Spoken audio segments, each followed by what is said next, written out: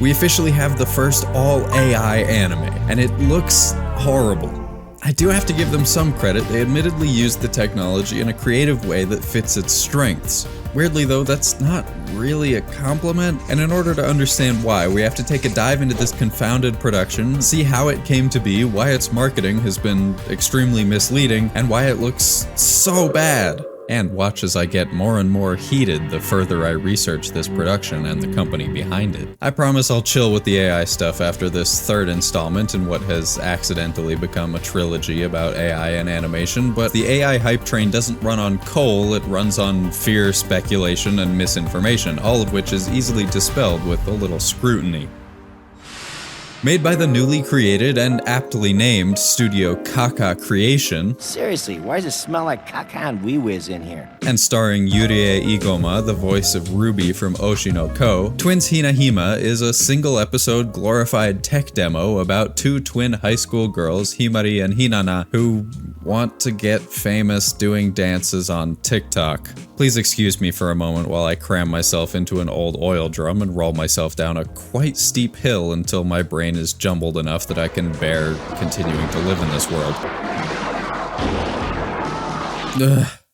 Did I mention that one of them is outgoing and the other one is shy? Isn't that just so cute and extremely kawaii? And it's the world's first 95% or maybe 100% AI original, whatever that means, anime. At least, that's what you would think if you believe the droves of articles and YouTube videos that uncritically parrot that sentence. This anime set to release in 2025 will be the first anime ever to be AI created. If you take a look at their website though, what they actually say is that more than 95% of the cuts are made with some sort of support from AI. It's subtly different wording, but that's a very big difference from being 95% AI. And by the way, positive reception? Where? Ah, I see. They found a few people on Twitter who said it was fine. Well, color me impressed. As far as I can tell, there are 5 main elite strategies that they use to implement the AI, so let's watch through the episode and collect them all as we go. Starting with what is by far the most prominent. AI filter over CGI. And speaking of this anime being a fraud, and a service that can help protect you from it. This video is sponsored by Aura. Being a V-list YouTuber, one of my favorite pastimes is Googling my own name. So imagine my surprise when instead of pages and pages of glowing reviews of my pretentious and unnecessarily verbose videos about cartoons, I came across a page listing my email, phone number, names of my family members, and every address I've ever lived at, including the current one. That's not a good feeling to know that my very essence is being sold for a profit. If you've ever wondered how scammers got your phone number and why your inbox is flooded with spam, this is why. You won. And they are legally required to remove your info if you ask, but they intentionally make the process harder and more confusing than canceling your internet service. Luckily, Aura takes care of the hard part, automatically removing your info from these sites and keeping it off. And not only that, they also monitor your credit files, send you alerts if your personal info is found on the dark web, provide a secure VPN, and a bunch of other stuff. It's all-in-one digital security, all wrapped up into one app. And if anything does happen, Aura also includes $5 million in identity theft insurance protection, plus US fraud experts ready to help 24/7. Try Aura for free for 14 days at aura.com/swampjawn. In those 2 weeks, you'll discover where your data is being exposed and sold. I'm not leaving myself vulnerable, and you shouldn't either. Thanks again to Aura for sponsoring this video. Now back to it. This is the very first shot of the anime. You know, where you put your best foot forward to try to make a good first impression. It's honestly baffling how many glaring errors pop up in the first 20 seconds. It's immediately obvious that this is rotoscoped CGI, I would assume primarily driven by motion capture data. It even looks like whoever did the mocap mimed what's supposed to be Hinana nudging Himari to the side to line them up better in the frame, but I guess when they lined it up in post,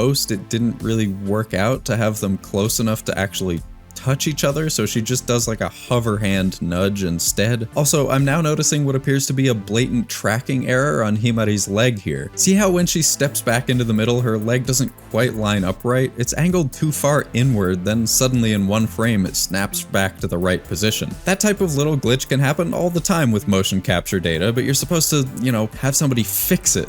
ideally. In this press release, Kaka CEO Yasutomo Takehara describes their workflow and lays out two major problems with CGI and AI that he claims to have solved by combining the two. To cut down on drawing time, they animated much of the show in 3D with Maya and Unreal Engine 5. They wanted to use Unreal Engine because, being a game engine, it has real-time physics simulation, which is helpful for flowing hair and skirts. But being a game engine, it's also prone to clipping issues, where parts of the model phase through each other. Meanwhile, AI-generated animation is prone to this weird flickering effect because the AI has no understanding of continuity from one frame to the next. So the idea was that if you combine the two using the CGI as a consistent base to paste the AI on top of, you could fix both of those problems. So, how well did it work? We'll get back to the flickering issue a little bit later, but on the clipping front, bad. Really bad. What the hell were you talking about, Mr. Kaka, when you said that AI fixed this problem? Hinana's hair passes through her arms like 3 times in the first 20-second cut, but it gets even more egregious in the second shot of the episode, where Himari's hair is just fully incorporeal. In fact, to my eye, the AI even adds to the issue because, as I learned from my in-betweening experiment, it has a really hard time when lines intersect each other. So not only do her hands pass through her hair, they now also dissolve into a mess of putrid slime along the way. Once again, this is 45 seconds in. I've got news for you, Kaka-san. They've been making 3D anime with filters and shading tricks for years. This isn't AI animation, it's a Snapchat filter with extra steps.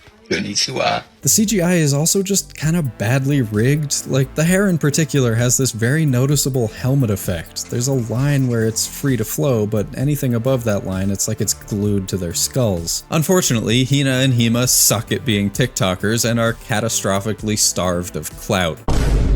Oh, I forgot to mention, this is also an interactive, augmented reality type deal, because they have a real TikTok account where they've been posting unbearable garbage like this since late 2023 when the production started. And they really commit to the bit because in just under a year and a half, they've managed to accumulate very little clout because people can immediately clock this stuff as soulless garbage and have no interest in it. Anyway, Hinana eats a bunch of grass in frustration, and this is going to be one of the 2 sincere compliments I give in this video, so savor it while it lasts. I thought this was kind of funny. It made me giggle. Moving on, the two get some soda, chat a bunch of nonsense about multiverse stuff, 決定論に支配された世界を美視的に見れば、自由意志はカオスな非線形の影響をもたらす。 and Sketch to still image. for some simple dialogue scenes, they seem to have let the AI generate a single image based on a sketch and a reference sheet, then animated the mouth movements either by hand or let the AI do that too. Or at least that's what they claim, though these stills are from an earlier phase of production and they seem to have both been redone since, so I can't be totally sure. AI is pretty good at generating passable still images though, and these types of cuts aren't exactly super artistic in the first place, so if this is what's going on, it works reasonably well. Still, this is only one drawing, so I can't imagine it saves all that much time in the long run anyway. Inevitably, they'll then cut back to one of the CGI cuts and jump scare you with the juxtaposition between the two. The twins make several terrible TikToks and were treated to 3 more rapid-fire epic strats.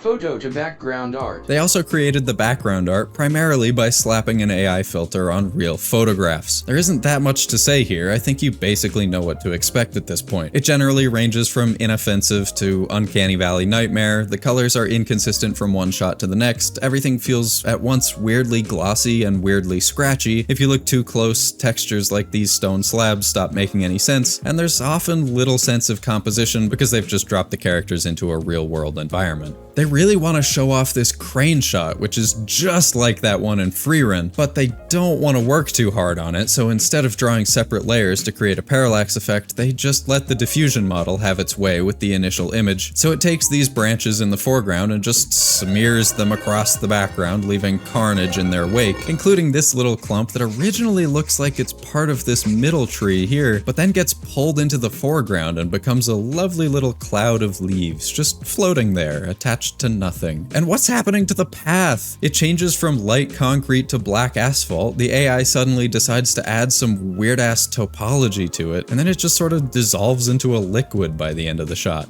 AI AI filter over live action footage. Now, this is a rare one. It only pops up a few times, but hands are hard. They're hard to do convincingly in 3D, and God forbid you try to draw them. So instead, they put the AI filter over live action footage, and boy does it mangle this poor person's hands. Raw CGI. Eventually, something actually happens when this kitty shows up looking all glitchy, and Hinata chases it across town into an area that she's never seen before. Himari, who just said she was going to go to the library to do some homework, reappears and offers once again to practice their TikTok dances. The two walk off into the sunset in one of the worst looking shots yet. Have you ever seen somebody stretch like this? Because I haven't. These arm movements actually look pretty reminiscent of what I got when I tested Runway with my cat animation, so I'm convinced they didn't even use the 3D animation underneath in this shot, and just figured if they shrink it down small enough and hide it behind some grass, no one will notice the wacky waving inflatable tube guy moves and that Hinata's collar briefly turns into a vest. Anyway, as it turns— oh, I'm gonna spoil it, by the way. You're not gonna watch it, what am I saying? It turns out this isn't the real Himari, there are actually two of them. This of course allows Team Kaka to add a third character without needing a third character design or a third voice actor. Gee, it's starting to seem like their only motive is to cut as many corners as possible at every single step, you say. No, I, being highly educated, respond calmly. They're doing this all for the greater good. This is an act of altruism, empowering creators through the power of AI. It says it right there on their website. They want to foster a harmonious relationship where AI isn't replacing animators, but acting as a tool to help empower them. At least the producers of this anime using AI are using it in good faith for the anime world. We are confident that the use of AI technology will make the future of anime production brighter and more sustainable. Isn't that nice? So who are these animators they're empowering? Let's see. Primary animator Yosuke Kudo and— oh, that's it. Well, no, that's a good start. Kaka Creation. Empowering this one guy. Maybe with the next production, they could empower like 2 or 3 guys. Well, okay, maybe I misunderstood. The anime's creator, Izuka Naomichi, spoke at the Niigata International Animation Film Festival and explained that I never even thought of entrusting directing to AI. I thought it would be pointless to let AI do the interesting parts of video production, but that it's totally fine to let AI do the jobs of the animators because they're just following orders, mimicking. So that's not really a creative job anyway. That's not the interesting part. Okay, I'm starting to get it now. So the line for which parts of the production are creative and worth keeping and which are robotic jobs we'd be better off without happens to be drawn just below the people who are making the decisions about where to draw that line. They want to empower the people at the top, the directors, the producers, and executives to get more money and spend less of it on hiring people, and empower the animators and background artists to find a new career path, maybe one they'll love even more. How selfless of them. I'm sorry, I'm so sorry I doubted Dr. Kaka's intentions, you wail while silently cursing the uninvited tears that are beginning to well up in your eyes. I say softly, be still, it's okay, you couldn't have known, not with your condition.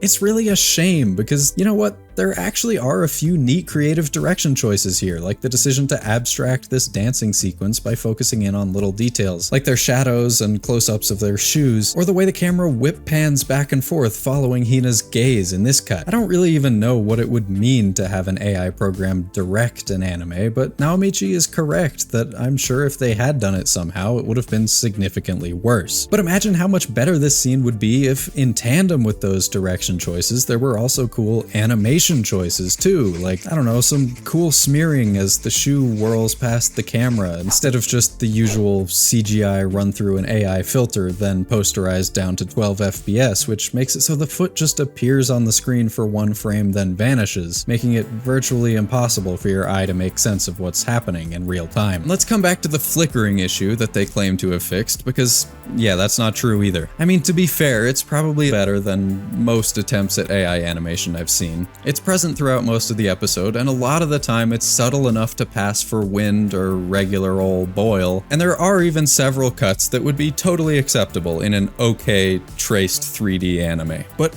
it often does get pretty rough, and this cut, with Hinata looking back and forth between the two Himaris, is one of the best examples. She gets a new ear with each frame, her clavicles are flapping all over the place, place. The bow on her uniform keeps changing colors. That was another problem I also had in my tests. I see that they haven't been able to fix that. And you can very clearly see the lines on her head where they masked out a section with a paused single frame, presumably to prevent her face and top of her head from wobbling around like crazy. It has a really tough time in particular with the details in their shoes and their ears, like in this cut where Himari blinks her eyes and her ears. The second Himari runs away and the two twins chase her. The world gets pink and also crazy and sick and twisted. And suddenly, I'm back on board. Here comes the second compliment you were promised, because this is the good old days of AI video. Give me an airplane on a crane, a bus that's like furry and stuff, and like Will Smith eating spaghetti. It's a cleverly appropriate choice to use AI for its biggest strength, making weird, unsettling, freaky stuff, and set your anime in a world where weird, unsettling, freaky stuff happens. Like, this type of otherworldly melting effect, only AI would do it quite like this and make it look so inhuman. And when they finally catch the imposter, that flickering problem is as bad as it's ever been. Look at the way the shadows just completely pop in and out on the underside of her hair here. Imagine if they had only used the AI for this part, this side of the world, and actually capitalized on the contrast between the look of the real animation and the uncanny AI stuff.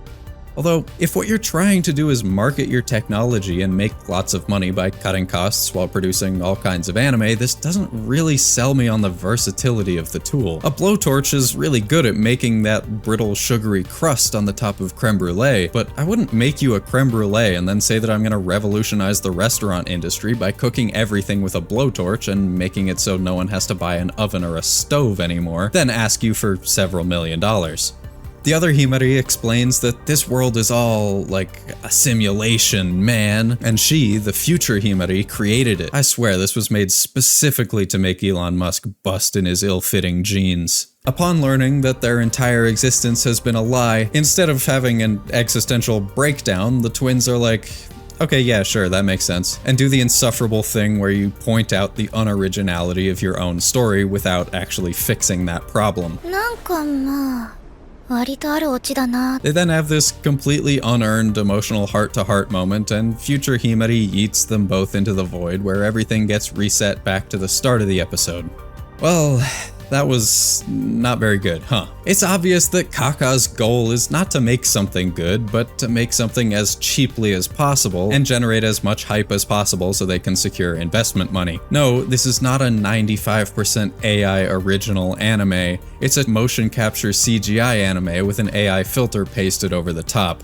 The AI didn't create anything or do almost any actual animation, except by the looks of it, this ending credits sequence. And all over the place you can find evidence of somebody doing a sloppy job of masking out sections to make what the AI did look more acceptable, which sounds like a soul-crushing task. It's only one episode and they did work on it for almost 1.5 years, but they did obviously manage to produce this with a lot less manpower than usual. There are a lot fewer credits, but most of that savings seems to come from regular old cost-cutting measures. Only 2 character models and 2 voice actors, and using whichever technique is easiest for any given moment or element, which makes the final product look like an incongruous mess with no cohesive style tying it all together. It says right here on their website, their goal isn't to solve the problems with overwork in the anime industry, it's to pump out an even higher volume of anime with the same resources and make even more money, while returning profits to creators, which we now know means only the people at the top. Personally, I think there's already a lot of anime being produced. Maybe they should try making a little bit less of it and focus on making it good. Oh, and did I mention they also have a page on the website for this nonsensical interview with Makoto Tezuka, Osamu Tezuka's son, who is not involved in this project, but did cannibalize his own dead father's work to create an AI manga, where he basically says, yeah, AI is cool and people won't care if we just don't tell them about it. Western animation doesn't convey emotion, and yeah, my dad did say that the eroticism of anime comes from people drawing things that flow into each other over time, but we can fake it with AI, and I think he would have used AI anyway. I assume they put this interview here in an attempt to vaguely associate themselves with the name of one of the pioneers of Japanese animation. Gross. I don't fundamentally disagree with the idea of finding ways to use AI as a tool to assist rather than create, and if I had to guess, I would guess that after the hype bubble bursts and the dust settles, we'll be left with a handful of limited tools that can increase speed and efficiency when employed judiciously in contexts where they don't encroach too much on actual creativity. But to use the phrase empowering creators as a smokescreen while you cut out animators from your process, cut corners at every possible turn, and cynically pump out the absolute bare minimum of what can technically be considered art, with the sole goal of further concentrating profits in the hands of executives, while misrepresenting what it is you're actually doing, well, that's pretty cringe. Pretty caca, if you ask me. Luckily, we don't have to be too worried because once again, it looks like absolute garbage and nobody likes it. I don't hate this simply because they used AI. I've used AI motion tracking before, but I didn't claim to have made a 95% AI generated stop motion short and raise a bunch of corporate funding off that. And I'm also no stranger to making things that look kinda cheap and thrown together, but I'm also not claiming to revolutionize an industry. I hate it because it's generic, boring, ugly, and each cut looks like it's from a different show than the one that came before it, and you couldn't be bothered to hire anybody to fix any of these problems. Instead, you just hoped nobody would notice. But it's got cute girls in it, so I guess that's good enough. Boy, this one started out lighthearted, but the more I researched this company, the more I was possessed by a rancorous fiend. Let me know your thoughts in the comments, and if you found this interesting, you can subscribe to the channel for more videos like it, or check out this next one that's going to pop up on the screen in just a second. And a big thank you to my generous supporters on Patreon and their immaculate $3,000 haircuts. Smackintosh, Scorpiante, Katie L, Retrohime, Serialile, Leia Pico, Newtaf, Patrick Davison, Arborix, June, Dr. Yola McSwag, Grav G, Squid Goo, Joe, Fuggle Nugget, Annie, and Sammy Z, as well as all the other names you're seeing on the screen right now.